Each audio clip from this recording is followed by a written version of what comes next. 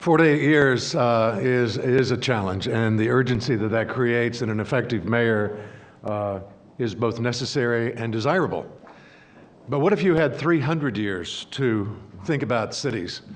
300 years of perspective, of history, of work to draw on to guide you in thinking about the design of cities. So that's what we have in our next speaker. From the Grosvenor Group, a London-based organization that's been in the city building business for 300 years. They built out the center of London. They've been involved in development as an investment with investment fund and a global player for many, many years, both in the United States and around the globe. Now, Richard Barkham, our speaker, has not been there for 300 years.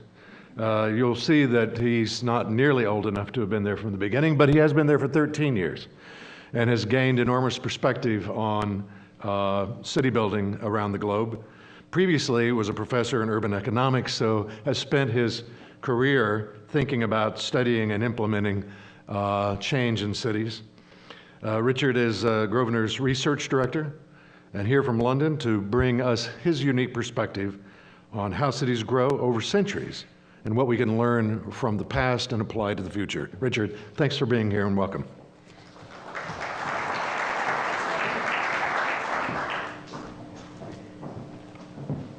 Well, thank you, everybody. I noticed that the program doesn't actually give me a title. So for all you know, I could be here to give you my predictions on the English Soccer League upcoming. So thank you for staying. I hope it's worth the risk. In fact, what I wanted to talk about was what I call dynamic stability, which is really, it's about urban resilience. We're like Mayor Reid. We love what we do. We love cities, but we take a long-term perspective. And to us, resilience is not just a matter of the hard assets. It's also about the kind of softer side of managing those assets in the long term, with a sense of what we pass on to the next generation. So I've called it dynamic stability. It's an interesting case study. I'll return to that theme at the end. But what I'm going to talk about is our assets. And the companies at the core of Grosvenor are Mayfair and Belgravia, 300 acres of central London. And these assets, as was said, they've been in the ownership of the company for over 350 years. They came into the company in 1677 as Market Garden and Marshland. And as London expanded, they became Mayfair and Belgravia. Very prestigious addresses nowadays. They command some of the highest land values in the world. But also, you should remember, or we remember, but people don't often remember, is that these patches of land, it's a home to 10,000 people. We've got over 1,400 businesses, many of them small and medium-sized businesses. We've got 7 thriving churches. By floor space, it's approximately 35% in offices, 50% in residential, and 16% in retail. It's a unique asset, and I think the interesting thing to me as an urban economist as well as a researcher for Grosvenor is that if you were to bring somebody back from the 18th century, which was when Mayfair was developed, and you were to bring somebody back from the 19th century and walk them around our assets, I think the assets would be recognizable to them. And so, these have a good claim for, to be resilient in the long term. And that's especially so if you consider what's happened to them. I've got a picture there of a German bomber over London. I don't want to be too kind of warlike about this, but about 25% of our stock was taken out by enemy action in the 1940s. And at the end of the Second World War, the estate was basically bankrupt. We couldn't give the real estate away, as strange as that may seem. And we've also calculated that the estate, I mean, it's seen its way through numerous cycles. We calculate that it's survived about 40 recessions, including the most recent recession, which was the Great Financial Crisis. We had people on the estate queuing up at banks to withdraw their money. It is remarkably resilient. And the subject of my talk is really about how that resilience is achieved. Just a little bit more on I came across some great images, so bear with me. That's one of our properties that was taken out by an enemy bomb, and the other picture is of all the bomb strikes in London in the 1940s from enemy action. So anyway, I think one of the points about resilience, which was made yesterday by Amanda and also Bjark, is you don't, if you're planning for resilience, we're planning for population growth, we're planning, to counter climate change, and what you don't realise is that you will be blindsided by something. You never quite know what history is going to throw up at you. So, in order the softer side of urban resilience is really, keeping a high degree of tactical flexibility, being able to react on the ground to whatever economic circumstances and geopolitics throw at you. Now, again, in order not to overclaim, we've had this asset for 300 years, and frankly, some of the value resilience that we've gained from it, although we would claim to manage it well, is not due to our own efforts, and we have to recognise that. In the case of London, its emergence as a global financial centre. It was an imperial centre of administration. It was a mercantile centre. It's a manufacturing centre. It's emerged as a global financial centre. That's nothing to do with whatever we've done in managing the estate. London, frankly, the other area that we've had a free gift from history, if you like, is in the area of parks. London has probably the most parkland of any of the international capitals. And that's just a free gift from our Victorian forebears. And finally, I would say is another free gift from history that is kind of, there's a lot of emphasis in this conference on cities and the importance of moving political power to cities. But you need to be sort of careful what you wish for, really, because a lot of infrastructure decisions are really national decisions, and they benefit cities. So, in particular, we're very fortunate to have Heathrow, one of the world's busiest airports, on our doorstep. And in particular, the linkage of Heathrow into the west of London has particularly benefited our estate. So, it just by way of preamble in talking about Grosvenor and 300 acres of Mayfair and Belgravia, I wouldn't want to overclaim. We've done well from history. And include, the population growth of London in that since the 1800s. That's nothing to do with us. So what have we actually contributed over the years? Well, I think we've contributed quite a lot of things. And again, some of these themes are not dissimilar from what Amanda mentioned yesterday, that she's trying to deploy at a city level. But these are what we've learned, I think, over 300 years about how to keep an estate, 300 acres of city, vibrant and home and a location for people to live and to work. So I'm going to talk through each one of those things. The first thing I would say that we brought to this is the initial layout. This is an original of the layout of Mayfair, and it's been called a masterpiece of town planning, but it originates from the early 1800s, and there was no planning authority then. This was laid out by a rather clever estate surveyor operating on his own, and it stood the test of time.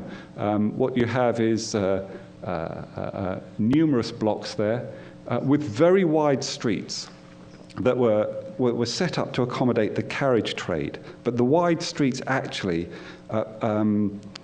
enable, it's a very permeable estate, but it also enables all sorts of modes of transport. So the wide streets are important. The smaller thoroughfares are somewhat protected from the kind of main thoroughfares, so they remain reasonably quiet.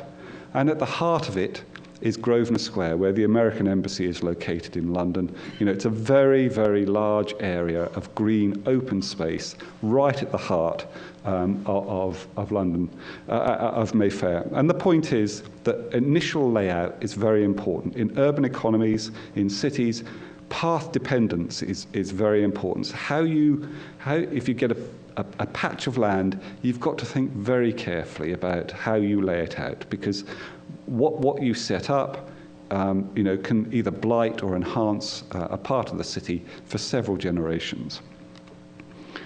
Social mix and affordability. I said there are 10,000 people living on our estate, and it is, without question, a very prestigious address. But one thing that most people don't realise is that we have always aimed for a mixed community.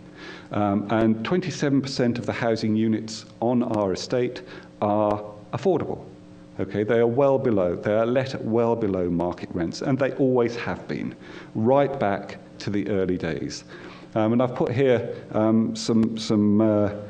it's a sort of typically Grosvenor approach. These are the Page Street flats. They're just off our estate, but they were developed in the 1920s. The architect was Lutyens, and they are affordable housing units, and they were developed in the 1920s to replace working class housing that was destroyed by the floods in the 1920s. Before the Thames Barrier, London used to flood even as far up as Mayfair. I'll come back to public open space. Many of the speakers yesterday talked about this, and it's absolutely true. It's almost the most important thing. If you're aiming for density, any sort of dense living, which cities are all about and are going to be even more dense as we move forward, you've got to have public open space. Just intuitively, I can't quite prove it. I haven't quite got the econometrics to prove it, but the estates only really work because we've got 23 acres of green space within them. 300 acres got 23 acres laid out, and that was always there from the beginning. So that's another, and we maintain those as high quality public open space. Here's a complicated argument. In certain areas of Mayfair and Belgravia, we conserve style. In other areas, we have to allow an intelligent evolution of style.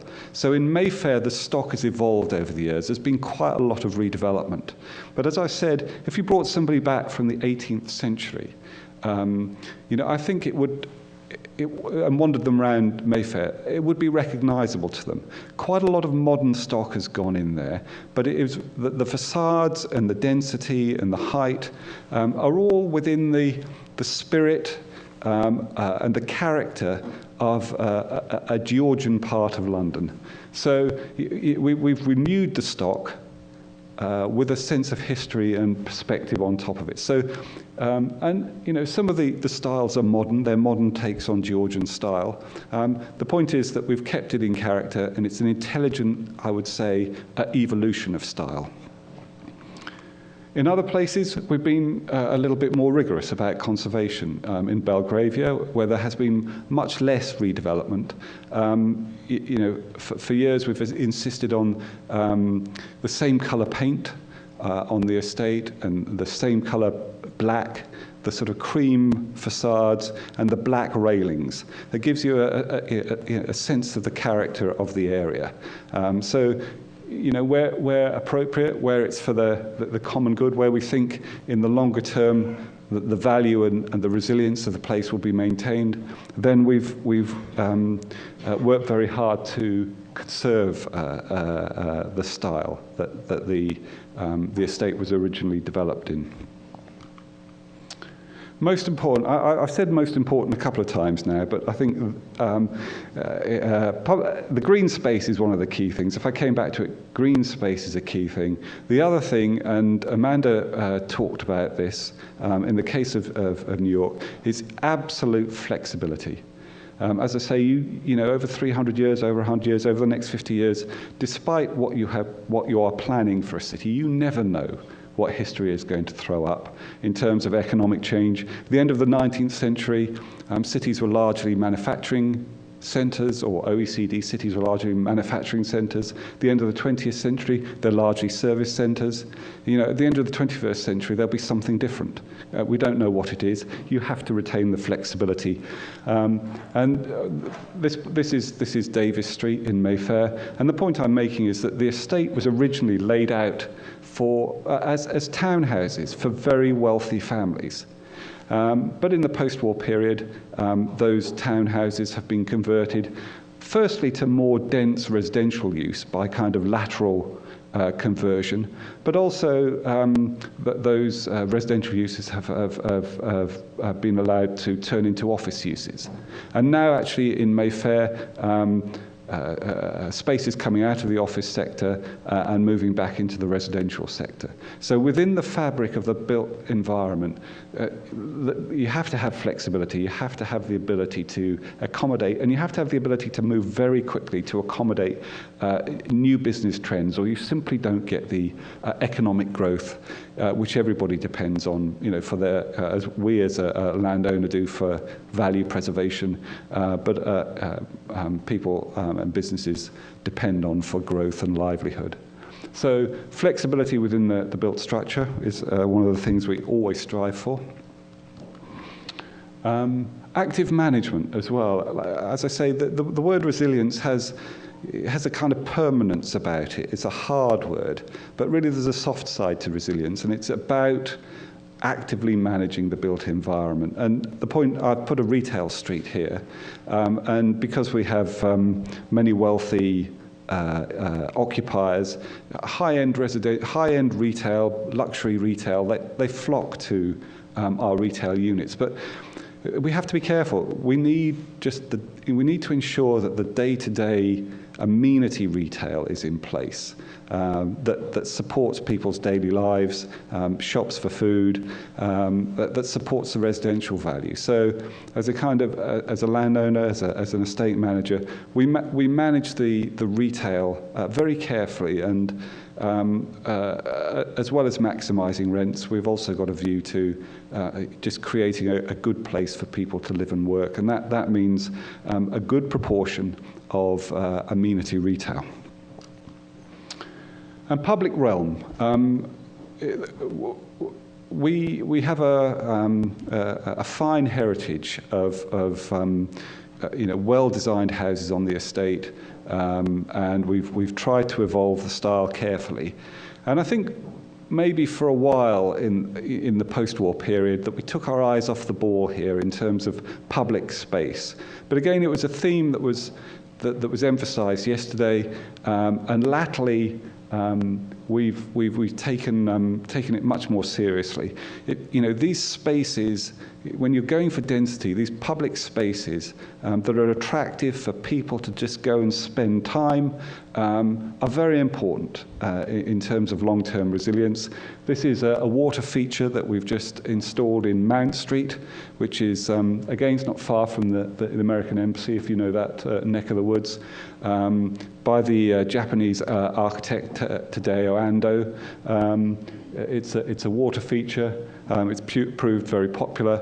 We have an active program of investment in the public realm, and it comes out of our own pocket, and you don't quite know what the benefits are in the short and medium term, but we know that if we are trying to create an asset or maintain an asset that we pass on to the next generation and the generation after, and we try to sort of extend 300 years of our history for the next 100 years, and investment in the public realm is vital.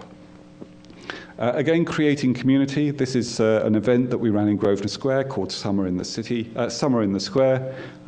It's not easy to create community, and it's very easy to be heavy-handed about this, but a programme of events that bring people together.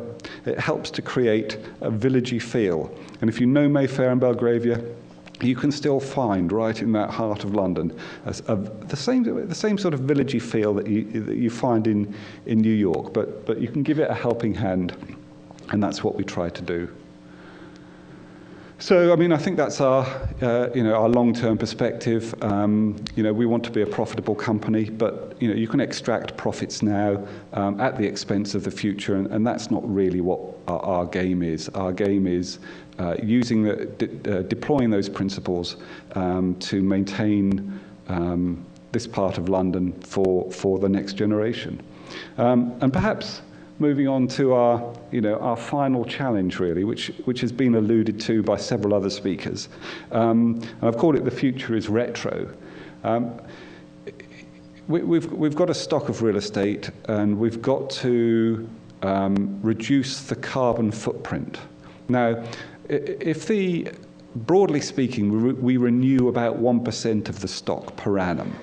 So if we put the latest climate change or the latest carbon mitigation technology in, it still takes us 100 years to achieve anything like the required amount of carbon reduction. So really the game for us is about, and Mayor Reid referred to this as well, it's about retrofitting. That's our big challenge at the moment, retrofitting period space, which has got endless conservation orders on it. The ability to alter the built fabric is very limited. And this is 119 Ebury Street. It's an old dilapidated hotel, and our vision for this is to develop 3 luxury apartments there, but achieve an 80% reduction in carbon. So we want to make it the absolute show house. We want to make it the kind of calling card for retrofitting this period space. It took us 2 years to get planning permission to do that, but that's what we're actively involved in at the moment. So I'll draw my comments to a close. I talked about dynamic stability. The Grosvenor estate, Mayfair and Belgravia, on the surface there's a lot of stability there. Behind the scenes, there are a lot of us working very hard to maintain that stability, and that's what I think. That's the point I'm making about urban resilience. It's a dynamic concept. It's not a static one. And these are the principles we seek to deploy in the case of Mayfair and Belgravia. Thank you.